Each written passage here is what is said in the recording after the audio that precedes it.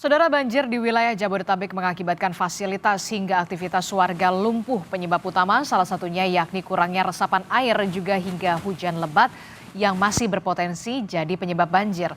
Lantas benarkah banjir yang terjadi di Jakarta merupakan banjir kiriman? Dan apakah tata ruang yang buruk menjadi penyebab utama masalah banjir? Pertanyaan selanjutnya, apa solusinya dan apa yang harus diperhatikan? Kita akan bahas bersama dengan sejumlah narasumber saya di pagi hari ini yang sudah hadir ke studio. Ada Deputi Eksternal dari Walhi Nasional, sudah ada Pak Mukri Friyatna. Selamat pagi, Assalamualaikum Pak Mukri. Waalaikumsalam, selamat pagi. Kabar baik ya? Alhamdulillah. Oke, kemudian melalui sambungan Zoom, ada ahli hidrologi Universitas Indonesia, ada Pak Ahmad Munir. Selamat pagi Pak Munir. Selamat pagi Mbak. Oke, kita masih membahas bagaimana peristiwa banjir yang melanda wilayah Jakarta, Bogor, Depok, Tangerang, dan juga Bekasi. Dan yang paling parah kita menjadi sorotan adalah wilayah Bekasi. Tapi sebelum ke wilayah Bekasi, saya ingin menyoroti betul apa yang dikatakan oleh Gubernur Jakarta, Pak Pramono Anung, yang mengatakan sebenarnya ini banjir kiriman dari wilayah lain, dari wilayah atas, dari wilayah Bogor, begitu. Benarkah demikian, Pak Munir? Ya, pernyataan itu bisa kita benarkan karena kejadian banjir pada Maret 2025 di wilayah Jabodetabek ini tidak lain faktornya adalah karena curah hujan yang tinggi. Bahkan boleh dikatakan curah hujan ekstrim karena tercatat oleh BMKG itu curah hujan dalam waktu satu hari itu mencapai 167 mm. Itu sudah di atas 150 mm, artinya sudah dalam taraf ekstrim. Dan polanya biasanya untuk banjir tahunan di wilayah Jabodetabek, khususnya di Das Ciliwung, itu kalau di wilayah hulu sudah terjadi hujan kurang lebih durasi selama 4 jam dengan intensitas tinggi, itu sudah biasanya meluap. Nah, itu tren pada umumnya. Nah, sedangkan untuk tren yang Maret 2025 ini ada yang menarik, karena banjir makin besar di Das Kali Bekasi, artinya pergerakannya bergeser ke wilayah timur nih. Dari wilayah Jabodetabek secara keseluruhan, ada 13 das yang mengalir di Jakarta, ada di wilayah barat Das Cisadane, dan di wilayah timur ada Das Kali Bekasi. Oke, jadi memang karena intensitas hujan yang cukup lebat begitu di wilayah hulu, kemudian berarti kalau misalkan daerah hulu, dari hulunya ini sudah intensitas hujannya sudah lebat, begitu deras sekali selama 4 jam, sudah bisa dipastikan bahwa di daerah hilir seperti Jakarta, Depok, kemudian Bekasi ini sudah pasti meluap. Betul, apalagi pola curah hujan kemarin itu dalam sehari menyentuh 167 pada tanggal 2. Kemudian pada tanggal berikutnya itu lebih tinggi. BMKG mencatat lebih dari 200 mm. Itu artinya dalam tempo sehari terdapat curah hujan yang sangat tinggi. Itu yang menjadi air limpasan atau menjadi run off yang mengalir di berbagai das di wilayah Jabodetabek. Khususnya di Kali Bekasi itu lebih menarik lagi karena hampir semua titik banjir atau area genangan banjirnya itu berada di bantaran kali. Mulai dari Cilangkap, Tapos, Kota Depok, kemudian ke bawah ada di Villa Nusa Indah, turun lagi ke bawah ada di Pondok Gede Permai, ya itu semuanya ada di bantaran kali hingga di dari Bekasi Selatan sampai Bekasi Utara. Ini yang perlu kita catat dengan sangat serius, bahwa kondisi banjir ini tidak lain adalah banjir kiriman atau banjir luapan.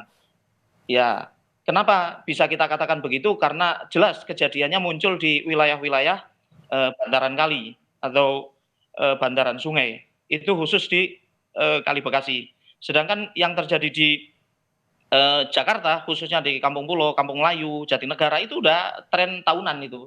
Kita sudah tidak bisa mengelak bahwa kalau tidak dilakukan normalisasi, sudah otomatis badan air akan mengalami sedimentasi dan kemudian debit air akan meluap, maka muncul banjir yang kita sebut banjir tahunan atau banjir kiriman dari atas begitu. Oke, jadi bisa dikatakan ini merupakan banjir kiriman dari wilayah hulu begitu ya, kemudian yang diterima ke wilayah hilir begitu. Nah, ada yang menarik begitu. Tadi Anda sebutkan ini trennya mulai dari Kali Cikeas begitu ya, kemudian ke Villa Nusa Indah, kemudian ke Bekasi begitu ya.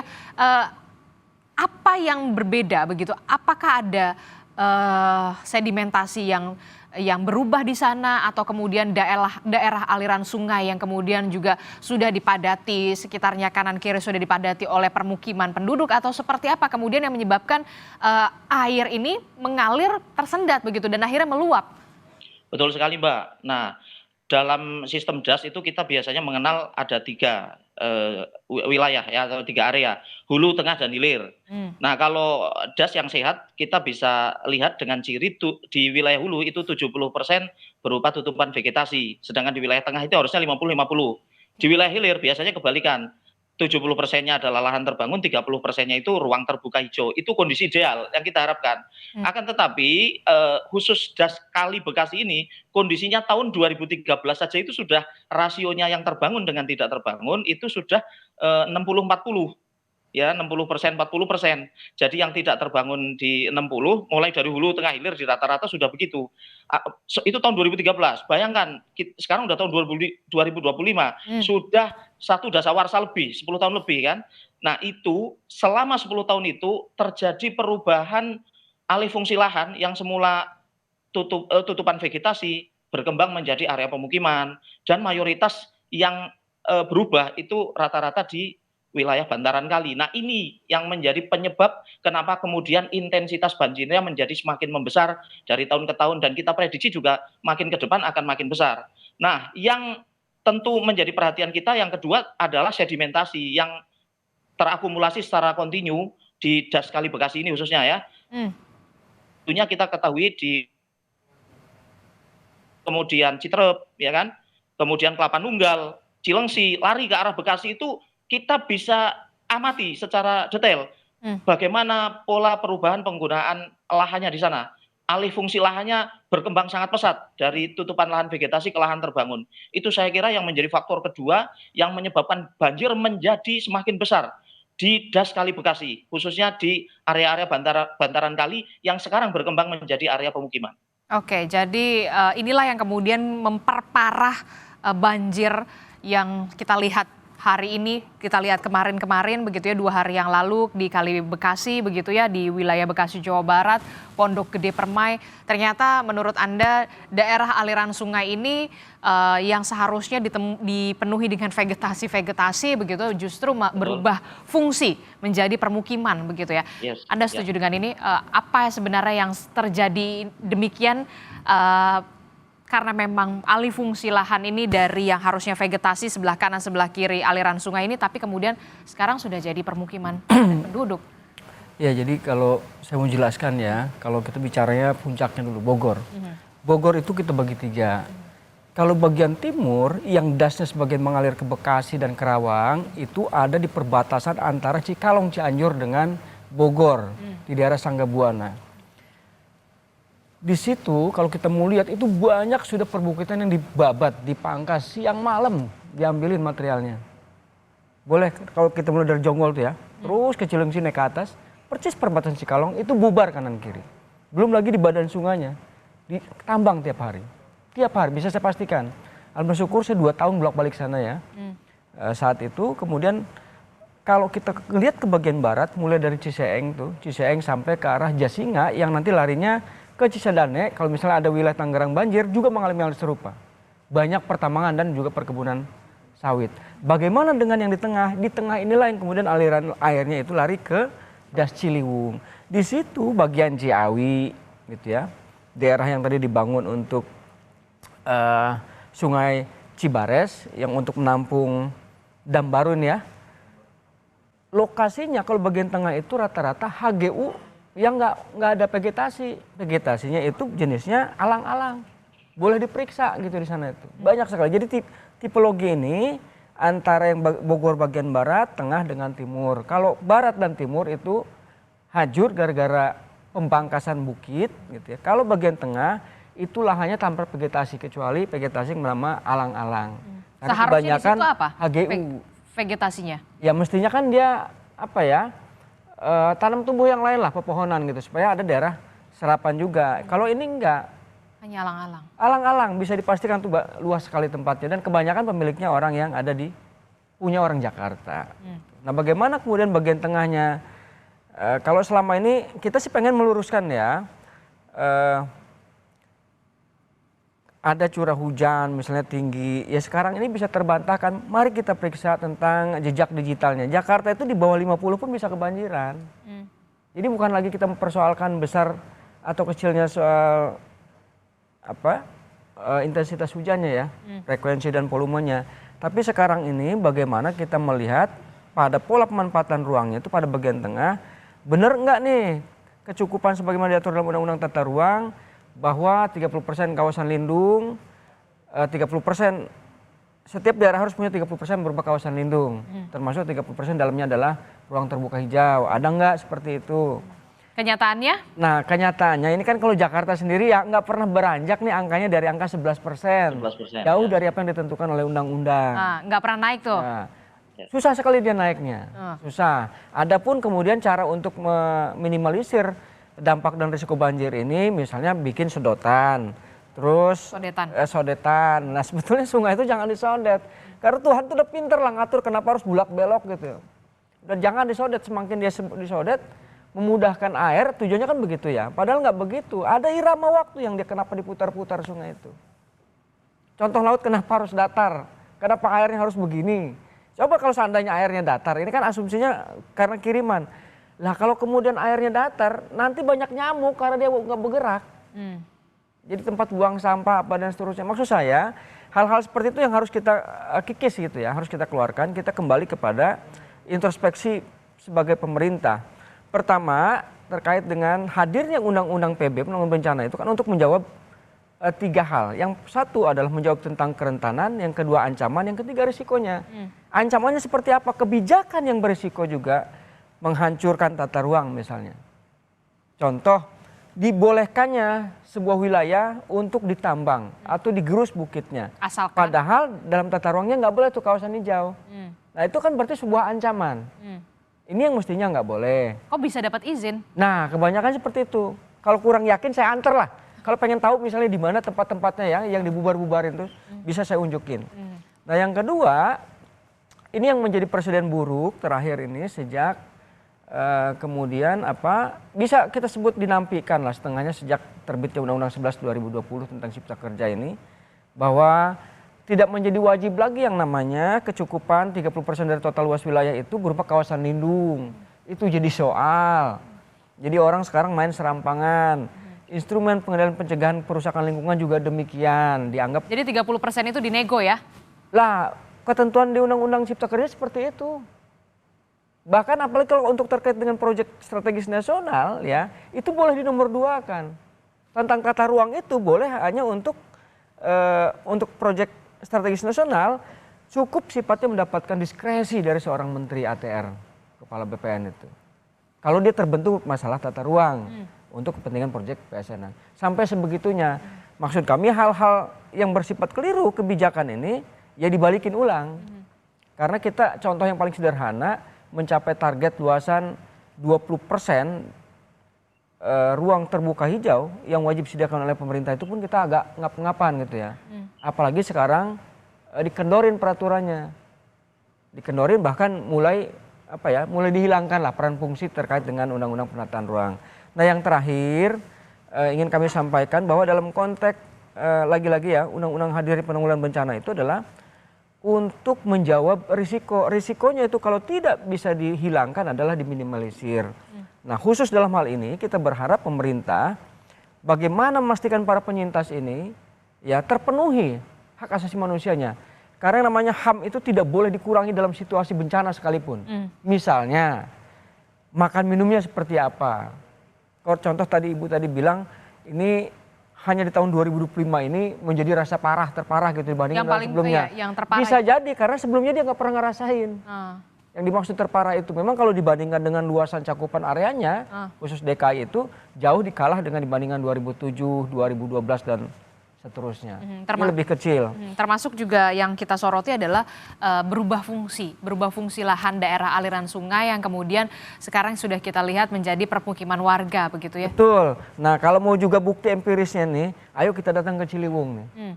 Ciliwung itu contoh di Condet, kalau bantaran sungainya dibiarin tuh, hutannya dijaga, tempat kita ngopi berlatih di sana, dia banjir memang, tapi tergenang karena nggak merusak pemukiman yang lain. Karena memang ada ruangnya tuh, limpasan istilahnya. Dari dulu juga udah ada karena apa ya, Ciliwung itu kan punya riwayat bagaimana dulu masyarakat dari Bogor itu kalau mengantar logistik pakai rakit. Rakit ya betul. Dan di situ ada parkiran-parkiran tuh di tempat-tempat di mana masyarakat bisa berinteraksi baik berniaga maupun sosial yang lainnya. Nah, kawasan-kawasan itu kalau kemudian dijaga ya alhamdulillah syukur nggak sampai melimpas ke pemukiman-pemukiman seperti yang ada di Condet. Itu bisa menjadi contoh, rujukan maksud jadi kami. contoh begitu ya. Bukan kemudian dengan betonisasi duitnya hilang, kemudian juga itu lama-lama ambruk bangunannya. Contohnya juga bisa ada di sana, bisa dilihat. Oke, kita sebenarnya sudah mencoba untuk mengundang pemerintah Provinsi Jawa Barat begitu ya untuk bisa bergabung berdialog bersama kita di pagi hari ini.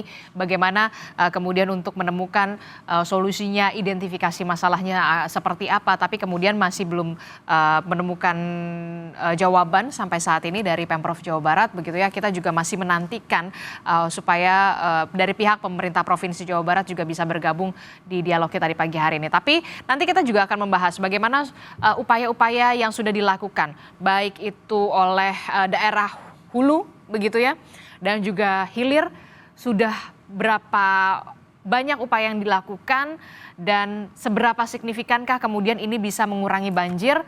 Nanti kita akan bahas, usai jeda kami akan kembali, tetaplah bersama kami dalam Sapa Indonesia Pagi.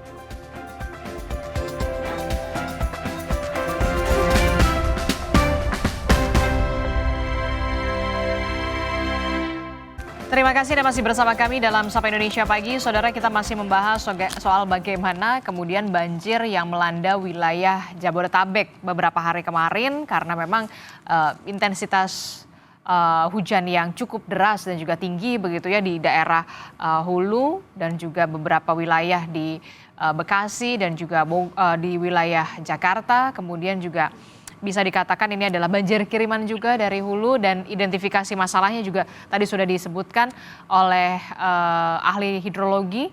Salah satunya adalah soal bagaimana daerah aliran sungai atau DAS khususnya di Kali Bekasi begitu ya, yang kemudian sudah berganti fungsi, yang seharusnya sebelah kanan, sebelah kiri ini dipenuhi dengan vegetasi, tapi kemudian kenyataannya faktanya adalah permukiman penduduk begitu ya. Kita masih membahasnya bersama dengan Pak Munir dan juga Pak Mukri.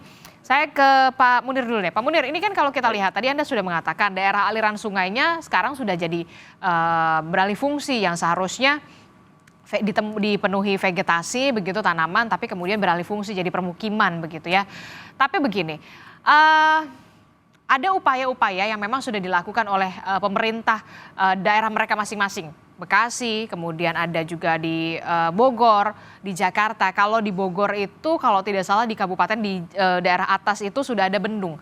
Ada bendung yang dibuat oleh pemerintah pusat, Kementerian PU. Ada 2 kalau tidak salah. Nah ini sudah informasinya sudah dioptimalkan fungsinya atau belum? Dan kalau memang sudah dioptimalkan, berapa persen bendung ini bisa meminimalisir air yang turun ke hilir?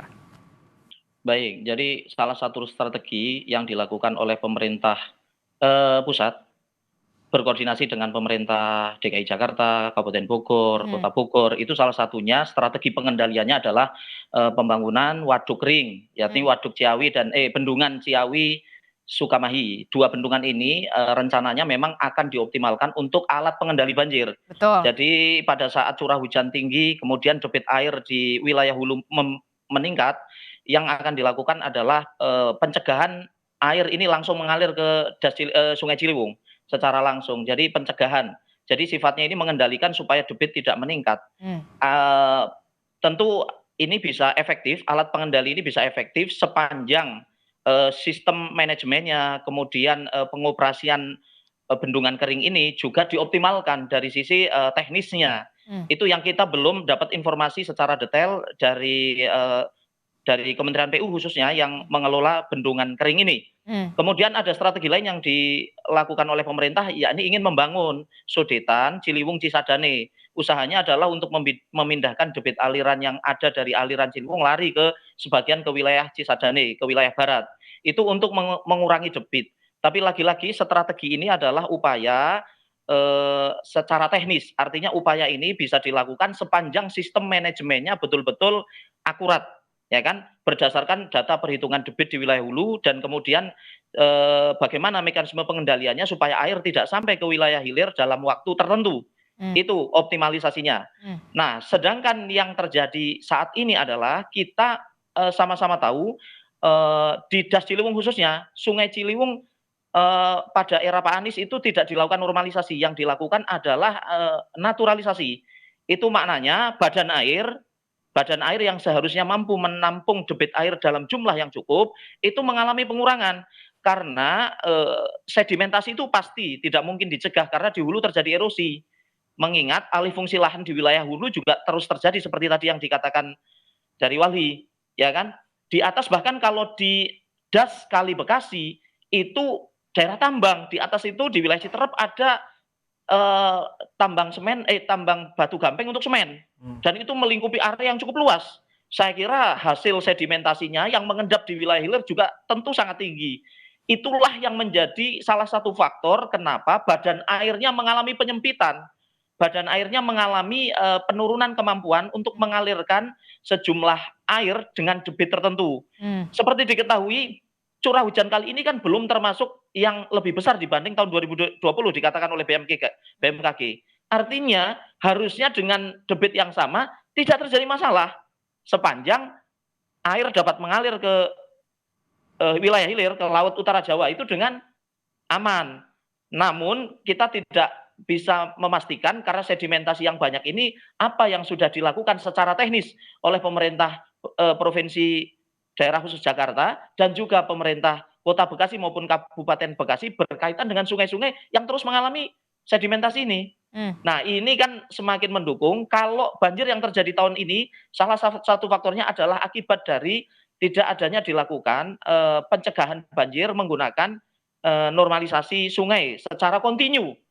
Dalam rangka apa? Dalam rangka untuk terus menormalisasi sungai agar debit yang mampu ditampung oleh badan sungai itu selalu sesuai. Kurang lebih begitu. Jadi tadi Anda menyebutkan istilahnya gini, normalisasi sama naturalisasi. Nah, sebenarnya apa perbedaannya normalisasi dan juga naturalisasi, dan yang seharusnya dilakukan oleh pemerintah Provinsi Jawa Barat, pemerintah Provinsi daerah khusus Jakarta ini normalisasi atau naturalisasi? Nah, karena fakta wilayahnya saat ini itu alih fungsi lahannya dalam 3 dasawarsa terakhir itu sudah sangat masif. Artinya bantaran-bantaran sungai, sempadan sungai sudah hampir mayoritas terbangun. Kalau kita lihat peta aktualnya maupun data citra saat ini, itu sudah hampir semua bantaran kali di wilayah Jakarta dan Bekasi ini mayoritas sudah pemukiman atau area terbangun lain seperti ruko, ya kan, gudang-gudang, atau juga komplek perbelanjaan seperti mall yang Mega Bekasi itu kan lokasinya tidak jauh dari Kali Bekasi. Maknanya naturalisasi itu dengan fakta wilayah yang sudah berupa lahan terbangun ya harus dikeruk. Kenapa harus dikeruk? Karena untuk meningkatkan kapasitas badan sungai dalam rangka menampung debit aliran dari hulu supaya bisa mengalir dengan normal begitu. Sedangkan konsep naturalisasi itu akan berjalan dengan baik manakala daerah sekeliling sungai atau daerah sempadan sungai, kiri kanan sungai itu masih berupa lahan alami. Itu dinaturalkan secara geomorfologi biasanya daerah hilir itu berbentuk meander dan itu pasti ada floodplain, ada dataran banjir. Nah, dataran banjir ini kita bisa naturalisasi dengan tidak dibangun, artinya didiamkan seperti apa adanya itu tidak masalah. Konsep naturalisasi untuk diterapkan di wilayah Kota Jakarta maupun di wilayah Bekasi saat ini dengan fakta wilayahnya sudah berupa lahan terbangun, menurut saya menjadi tidak sesuai. Menurut saya, jadi yang harus dilakukan memang secara kontinu dilakukan normalisasi dalam jangka pendek sebagai upaya pencegahan banjir secara teknis. Sedangkan pencegahan banjir secara ekologis, saya setuju dengan dari pihak Wali tadi, harus terus melakukan reboisasi, harus terus melakukan penanaman pohon, melakukan upaya pengendalian pemanfaatan ruang menggunakan instrumen kebijakan rencana tata ruang yang sudah ditetapkan oleh pemerintah. Itu alat-alat yang bisa digunakan untuk mengefektifkan agar alih fungsi lahan tidak berlangsung secara masif.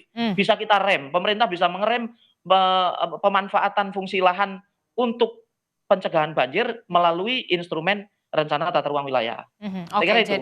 jadi kalau melihat fakta lapangannya untuk di wilayah Jakarta dan juga Bekasi sudah tidak bisa lagi untuk naturalisasi begitu ya, karena kanan saya kira kirinya kurang tepat. sudah dipenuhi permukiman penduduk Lahan begitu ya, terbangun, ya lahan terbangun. Betul. dan harus segera dilakukan normalisasi ya, Ya, normalisasi secara teknis. normalisasi secara teknis harus dilakukan pengerukan. Oke, Anda setuju? Pak Mukri, dengan normalisasi secara teknis yang dilakukan, harus segera dilakukan oleh Pemprov DKJ dan juga Jawa Barat untuk bisa kemudian upaya dilakukan untuk supaya tidak lagi banjir lah. Ya. Nggak bosan-bosan ini ya, 5 tahun sekali banjir. Nah ini kan kalau mumpung masih tahun 2025 ya, biasanya kan per 5 tahun sekali itu tata ruang itu direvisi atau ditinjau kembali atau ditinjau ulang. Nah satu sebetulnya yang harus dilakukan oleh Pemda DKI itu ya adalah, dan Pemda-Pemda yang lain di Jawa Barat, untuk memastikan berapa batas kemampuan untuk menambah kecukupan ruang terbuka hijau sebagai mandat juga Undang-Undang Tata Ruang. Ruang terbuka hijau harus dimaksimalkan lagi. Yang kedua, bagi kawasan-kawasan daerah-daerah yang secara prinsipal, secara teknis ya, misalnya itu memang udah disebut daerah langganan seperti di daerah mana tadi? Kampung Pulo, Kebun ya, Kampung Pulo. itu udah nggak bisa lagi. Bila ada seperti itu lagi, diungsiin nggak mungkin. Maka secara teknis yang mungkin diubah adalah satu tentang strukturnya. Nggak bisa juga, maksudnya diubah struktur itu mungkin nggak dengan cara panggung misalnya. Ternyata misalnya nggak bisa. Maka yang harus dilakukan adalah bersahabat dengan ancaman. Apa bersahabat dengan ancaman itu? Ya beradaptasi merekanya. Jadi ketika air datang itu nggak jadi soal, karena yang disebut bencana itu adalah terganggunya secara serius keberfungsian sosial masyarakat. Sepanjang mereka nggak ngapa-ngapain, malah bisa ngopi misalnya di tempat itu nggak disebut bencana. Itu prinsip dari disebut bencana. Maka ya tadi, kalau kemudian direlokasi juga tidak memungkinkan, secara teknis memungkinkan, ajak mereka untuk beradaptasi. Cara yang paling mudah seperti itu. Ya apa? Bantulah oleh pemerintah infrastruktur yang diperlukan. Umpama biar mereka nyaman, ya satu siapkan perahu, keluar contoh tuh. Orang-orang yang ada di Kalsel, yang mak-mak kalau dagang tuh kan ada tuh ya, di Palembang biasa aja kok dengan air. Nggak ada soal. Tapi butuh waktu untuk sampai mereka bisa beradaptasi itu. Kalau seandainya beberapa hal teknis tadi nggak bisa diambil ya, maka ya ajak masyarakat untuk beradaptasi. Kalau tidak bisa deadlock untuk relokasi. Tapi kalau relokasi menurut Anda relokasi memang harus diperlukan untuk bisa kemudian mengembalikan lagi begitu ya, sungai ataupun kali Ciliwung ini supaya bisa mengalir dengan semestinya begitu, dengan lebaran yang memang alamiahnya awalnya lebarnya sekian begitu ya. Anda bagaimana? Ya semuanya berpulang kepada pemerintah ya. Jadi prinsip dari warga itu sepanjang satu pemerintahnya tertib melakukan tindakan hukum, contoh memberikan izin mendirikan bangunan di bantaran sungai yang sudah mepet-mepet, bukan lagi jarak 10 dari bibir sungai, nggak mungkin kejadian seperti sekarang ini. Yang kedua terkait bagaimana mengatasi upaya banjir khususnya dalam kerangka merelokasi misalnya ya. Saya kira tidak ada masyarakat yang tidak mau. Yang jadi soal itu apakah sesuai lah nanti tempat yang akan kami tempati. Yang kedua, kami mata usahanya seperti ini. Nah, hal-hal seperti itu yang harus juga dipikirkan oleh pemerintah. Saya kira jalan tengah itu pasti akan dapat ya, sepanjang semuanya punya keinginan. Yang justru menjadi soal panjang itu, karena sepanjang-panjang tadi sudah disebutkan Bapak dari UI tadi, itu kan sudah daerah terbangun. Apa iya pemerintah mampu? Gitu. Maka yang paling mungkin dilakukan sekarang ini adalah mencegah wilayah hulu dari tingkat kerusakannya semakin masif. Yang kemudian yang kedua, secara perlahan memfungsikan sebagaimana adanya. Contoh ya, untuk supaya sedimentasinya tidak terlampau berat membebani sungai, tentu perlu ada pengerukan. Yang kedua, penanaman daerah bantaran sungainya. Selagi itu masih ada daerah-daerah terbuka ya. Seperti yang terdapat di daerah Condet. Oke. Tentu saja kita berharap ada koordinasi juga yang dilakukan oleh pemimpin-pemimpin daerah khususnya di Jabodetabek. Apalagi ini kan kepala daerahnya baru ya, baru saja dilantik begitu ya. Kita akan lihat dulu, kita berikan waktu dulu bagaimana kemudian kepala-kepala daerah ini di wilayah Jabodetabek ini bisa berkoordinasi, berkumpul bersama untuk bisa kemudian mencari solusinya, mengidentifikasi masalahnya dulu, kemudian mencari solusinya yang terbaik. Jangan sampai kemudian banjir 5 tahunan ini menjadi dalam tanda kutip rutinitas bagi warga Jakarta, Depok, Tangerang, dan juga Bekasi. Terima kasih Pak Mukri telah bergabung bersama kami. Pak Munir, terima kasih juga Bapak-Bapak atas perspektifnya. Terima kasih semuanya. Selamat pagi, sehat selalu.